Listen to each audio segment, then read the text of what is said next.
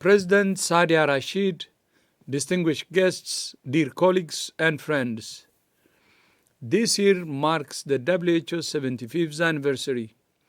As we look back on our history, we have many achievements to celebrate, especially for children's health. In the past 30 years alone, the number of children who die before their 5th birthday has halved, thanks to major improvements in newborn care, immunization, nutrition, and more. But far too many children still die from preventable causes, including 400,000 in Pakistan alone every year. Each death is one too many. We have much more work to do. I'm delighted that children and adolescents are participating in this conference. Your voices must be heard to help find solutions and shape a better tomorrow.